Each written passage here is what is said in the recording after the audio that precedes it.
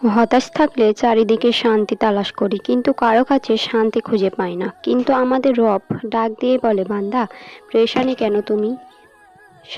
বান্দা ডাক দিয়ে বলে, আল্লাহ শান্তি নাই, আমি শান্তি তালাশ করছি কিন্তু কোথাও শান্তি পাচ্ছি না।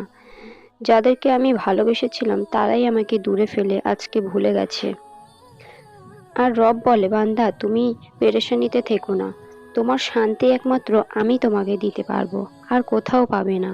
তুমি শুধু একটা শর্ত পূরণ করো, তোমার মনে শান্তি চলে আসবে। বান্দা বলে, মাওলা সত্যটা কি?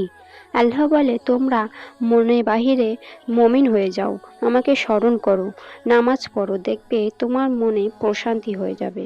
সুতরাং ভাই ও বোনেরা, আমরা শেষ নবীর উম্মত, তাই আমাদের জান্নাতে যাওয়ার চান্সও বেশি। তাই এখনো সময় আছে, পরিবর্তন হয়ে যান। আল্লাহ বলেন, তোমরা নবীকে স্মরণ রেখো এবং আমাকে ডাকতে ভুলো না, এবং তোমরা তোমার পক্ষ যখন যেটা ভালো হবে আমি তখন সেটা তোমাকে দিয়ে দেব। আমরা তো শান্তির তালাশ তৃষ্ণার্ত, তাই আল্লাহ আমাদের শান্তি দান করে।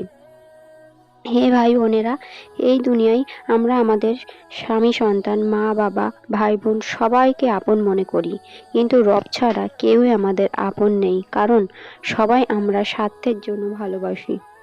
কিন্তু আমাদের রব আমাদের নিঃস্বার্থ ভালোবাসেন।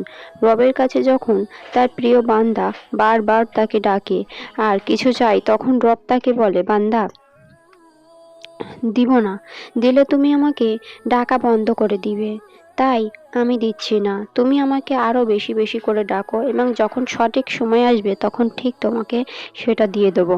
ইনশাল্লাহ আপনার দোয়া কবুল হোক এবং আপনার মনে শান্তি বিরাজ করুক। আল্লাহ আপনার দোয়া কবুল করুক।